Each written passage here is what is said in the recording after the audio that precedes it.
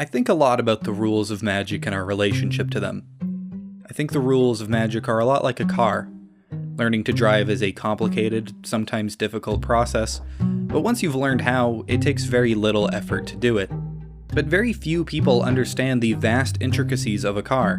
Being able to drive and knowing how your engine works are two very different things. But there are other rules that exist outside of the comprehensive guide, and these rules are more like a shopping cart.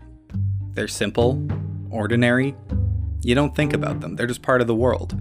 But when you're done with your shopping cart, you return it to its place. But you don't have to. There's no law that says you have to put your shopping cart back when you're done with it. Nothing bad will happen to you if you don't. But we do it anyway. Most of the time. In November of 2020, the Magic Online Championship was held. In round 6, Michael Jacob is playing against Oliver 2. In Game 1, MJ assembles a combo with Spike Feeder and Heliod Suncrowned, which would allow him to gain an infinite amount of life. Out of frame, both players make an agreement. In order to save time and keep the match interesting, MJ agrees not to do the loop more than necessary, and Oliver agrees not to attack with his zombie tokens, essentially pretending MJ has infinite life. So we'll just call MJ an infinite. How's that sound? Because if he wasn't an infinite, then the zombies would be attacking. MJ takes Game 1, Oliver takes the second. In Game 3, MJ once again achieves the combo and gains infinite life. But near the end of the match, Oliver's chess clock is running out. The gentleman's agreement is still in place. As you can see, zombies and Omnath are not attacking, just Uro is. The zombies are attacking. I lied. What? Well, is the agreement off? Well, believing he wouldn't be able to win before the time runs out, Oliver starts attacking with his zombies, eventually killing MJ, who'd only gained 54 life with the loop, and winning the game. Did you know? You can't actually go infinite in a game of Magic. This is a pretty well-known technicality, but few people actually think of the implications. We've talked before about the awesome power of Rule 725.1b, which allows for players to shortcut loops to speed up gameplay. But despite Magic players normally referring to these loops as infinite combos, infinity can't actually be reached. You need to pick a number. This becomes more obvious when two infinities are competing. Players sleeving up Heliod will be familiar. In a mirror match, a player who finds their Spike Feeder will be able to gain an infinite amount of life. So what happens when the other player finds their Walking Ballista for an infinite amount of damage? Infinity minus infinity is still infinity. Well, good thing this isn't actually infinity, it's just a lot. Outside of game rules, there's another thing preventing a player from going infinite. The idea of infinity itself. Infinity isn't actually a number. Infinity isn't even real. Infinity only exists based on an axiom.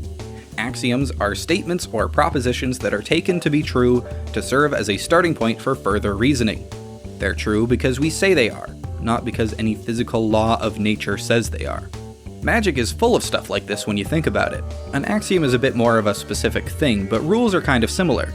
The rules of Magic don't exist because of some force of nature. As a matter of fact, they change all the time.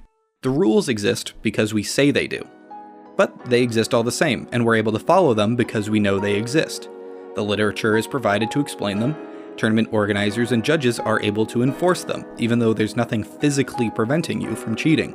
Except that isn't always true either. In Magic Online and Magic Arena, the game client doesn't have judges.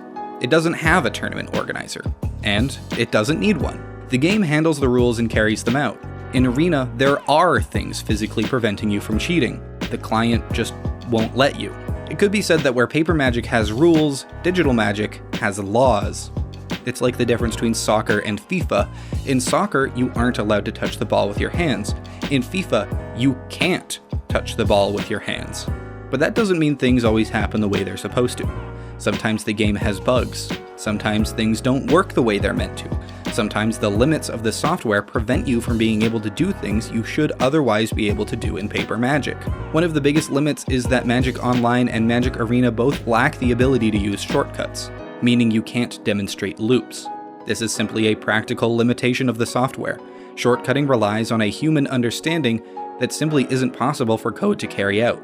The game also isn't able to solve human conflicts. The result of round 6 at the Mox was a controversial one for obvious reasons. Oliver had gone against an explicit agreement made in chat and used it to win a game in a way he otherwise couldn't have. The client sets down laws and prevents players from breaking any game rules coded into its system. But there's nothing in the game or tournament rules that say you have to abide by gentlemen's agreements. From a gameplay point of view, this could have been prevented. MJ could have taken time to gain more of an advantage by continuing to activate Spike Feeder and gain more life. Yo, MJ, why didn't you gain infinite life? Why'd you go up to like 38? There's no other way. You could have just hit the button, right? But he didn't. He relied on a non-binding agreement, which was only beneficial to him since it allowed him to gain such an advantage on the clock.